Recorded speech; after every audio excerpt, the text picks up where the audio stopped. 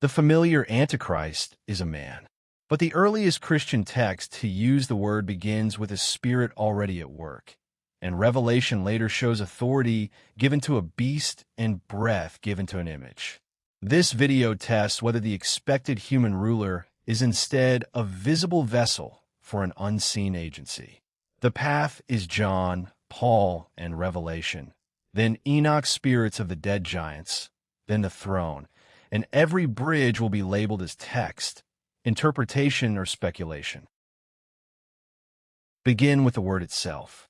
Antichrist appears in the Johannine letters, not in Revelation, Daniel, Paul, or First Enoch.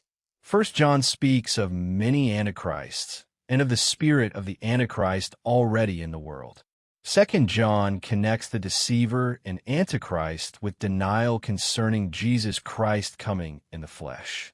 Those passages give a category of opposition, deception, and confession. They do not provide a modern politician's biography, a birth date, or a photograph of one final ruler. That correction immediately changes the search. The earliest surviving Christian text to use the term can speak in the plural and can speak of a spirit already active. A person may express that opposition, but the wording is larger than one future body. This episode therefore asks what kind of agency the label describes before asking which individual might display it. That is a textual question first and an end times reconstruction second. First Enoch must enter the discussion with a boundary attached. The book never uses the word Antichrist. It never identifies one of its watchers as the Antichrist. It never announces a final politician by name. The connection explored here is modern interpretation. John's language about hostile spirit is placed beside Enoch's account of harmful spirits that remain upon the earth after the giants die. Similarity creates a question, not an automatic identity. If the category map is already different from what you expected, subscribe to this channel. We will keep following the manuscripts while marking every interpretive bridge. First Enoch 15 and 16 distinguish several populations.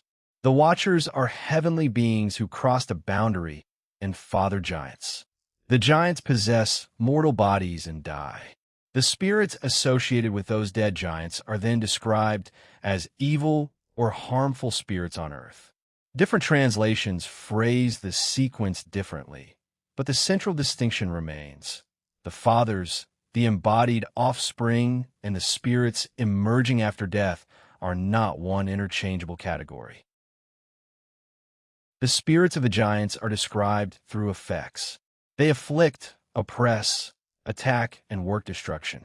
They hunger without eating and remain connected to the earth because their origin joins spirit and flesh. The passage supplies an ancient explanation for destructive, bodiless agency. It does not call that agency the spirit of Antichrist. Bringing John and Enoch together is an interpretive bridge built by the reader, centuries and genres apart. Revelation contributes a different set of images. A beast receives power, a throne, and great authority from the dragon. Later, an image of the beast receives breath and speaks. The text depicts delegated rule, representation, worship, and coercion. It does not use the Johannine noun Antichrist, and it does not explain the image as a robot, artificial intelligence, or a laboratory-grown body. Those modern possibilities may illustrate speculation, but they cannot be inserted into the verse as prediction.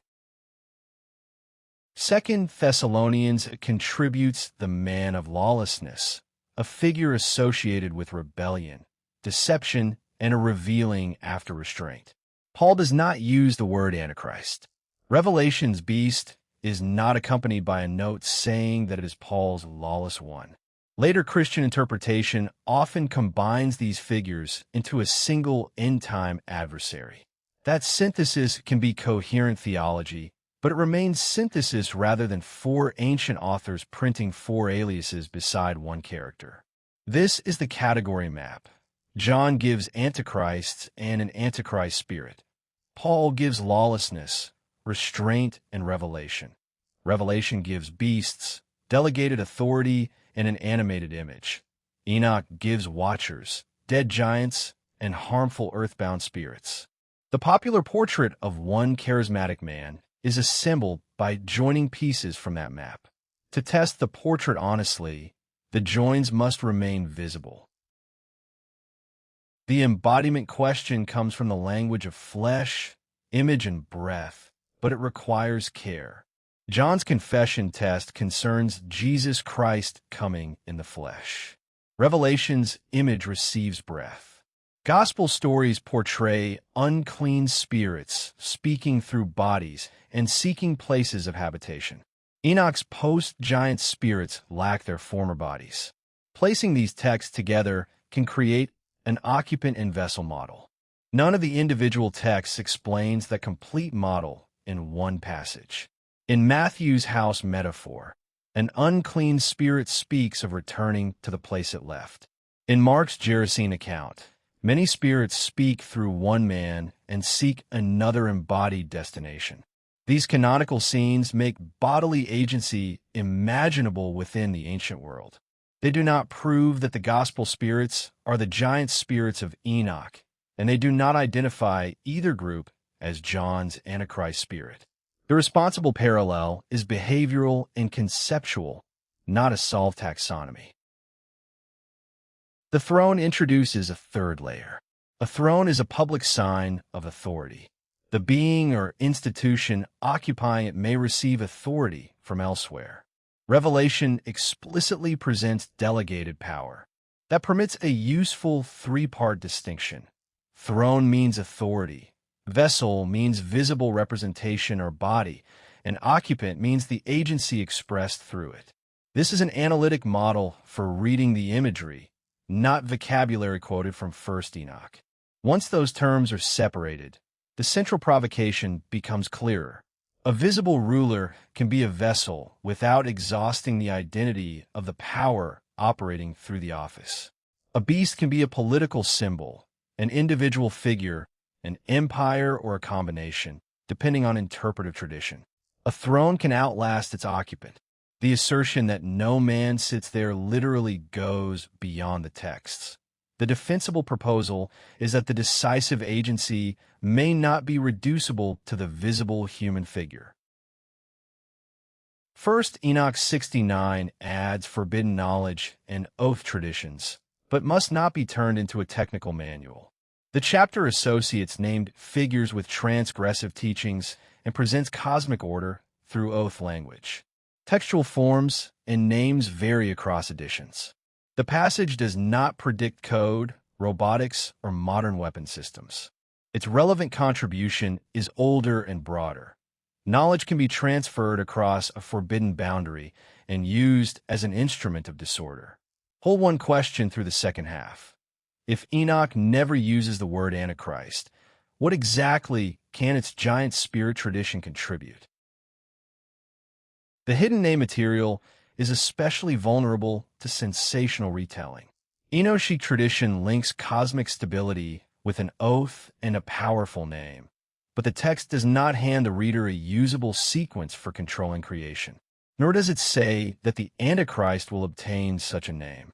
At most, the passage dramatizes authority as something spoken, guarded, and delegated. Connecting that idea to Revelation's throne is interpretation and should remain labeled that way. The manuscript evidence grounds the discussion without proving the synthesis. Aramaic fragments of Enochic books were found among the Dead Sea Scrolls, demonstrating that substantial parts of the collection circulated in ancient Judaism. The complete received form survives primarily in Guizi through Ethiopian Christian transmission. Qumran does not give us one complete First Enoch identical to a modern edition. Material history confirms antiquity while preserving complexity. Jude's letter contains a close citation of First Enoch 1:9 and names Enoch in the introduction to it. Early Christian writers differed over the authority of Enochic material.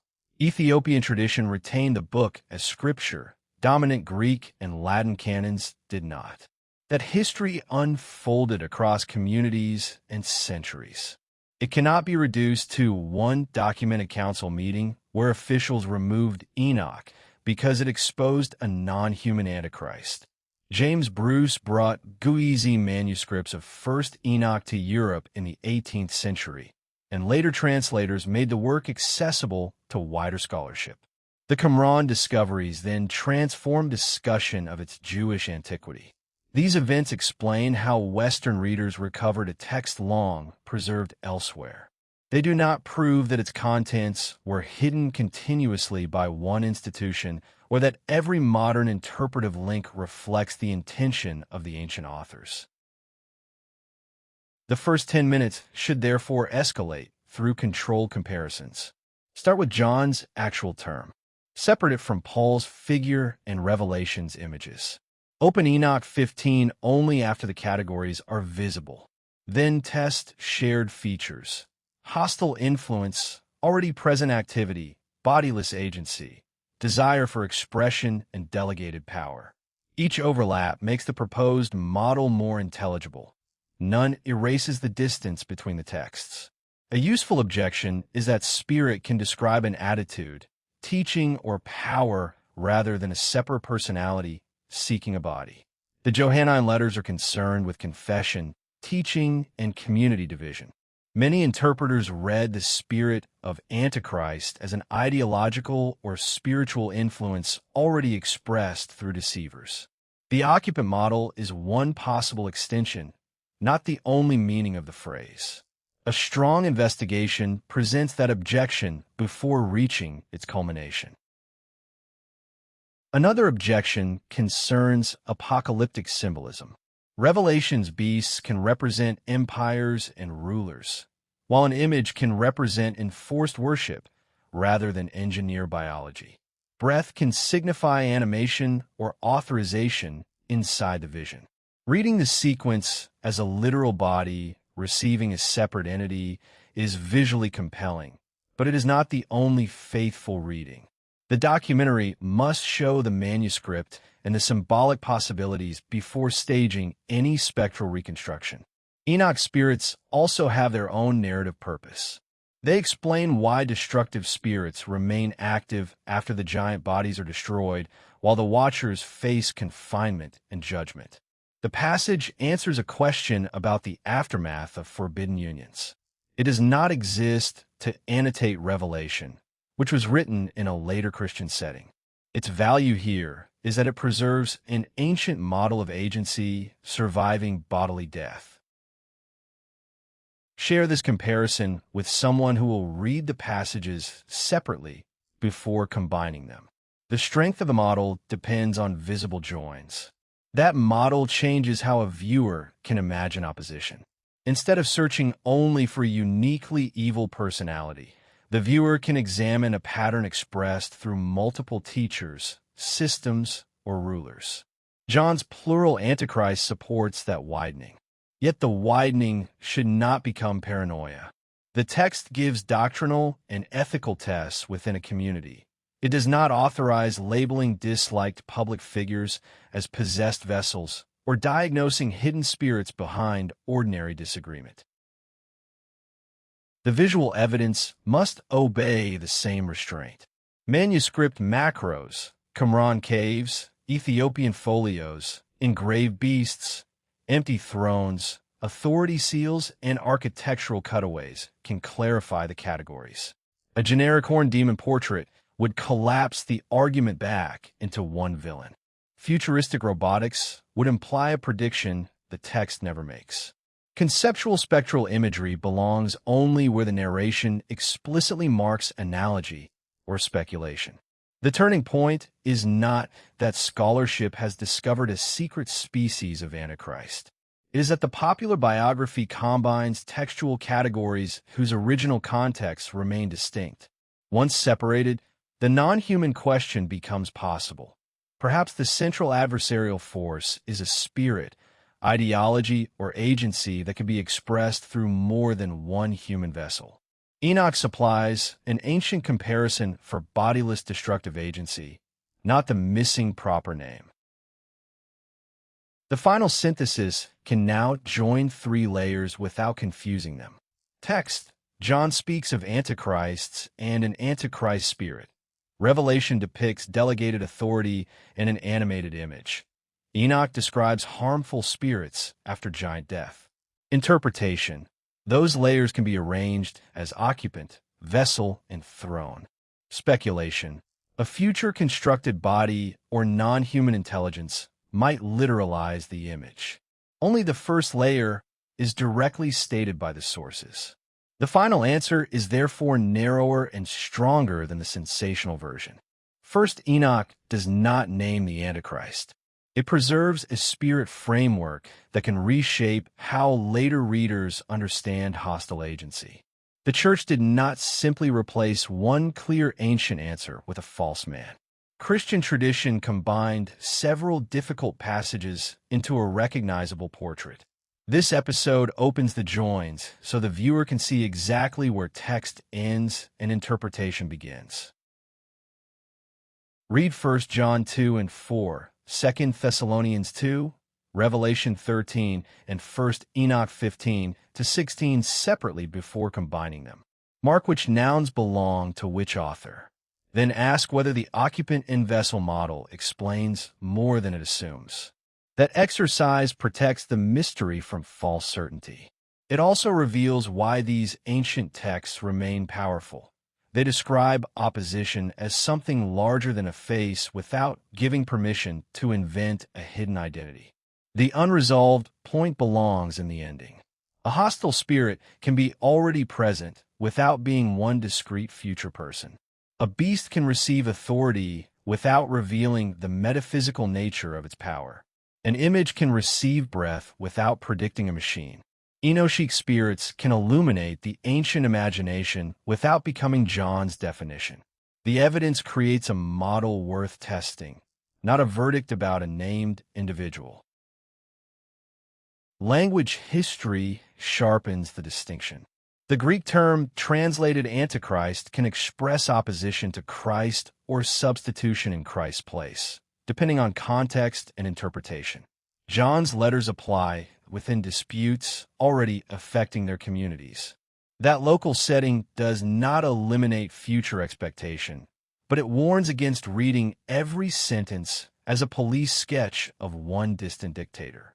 The word begins as a theological test inside, live conflict before later systems, place it inside an end-time chronology. The plural form matters for the same reason. Many antichrists can already have appeared while a spirit of Antichrist is already active. That grammar allows a recurring pattern expressed by multiple agents. It does not require one immortal entity moving from body to body, though some readers may imagine that. The text can support pattern, influence, and repeated embodiment without specifying the metaphysical mechanism that connects them. The lawless figure should also be heard in Paul's own argument. 2 Thessalonians addresses deception, rebellion, worship, and a power that is restrained before being revealed. The passage has generated competing identifications across Christian history. Saying that revealed is not the same as born may open a question, but it does not prove pre-existence. A hidden political or religious actor can also be revealed. Grammar creates possibilities. It does not settle ontology. Revelation's throne language operates on several levels at once. A throne can represent imperial authority, satanic delegation, and parody of divine kingship.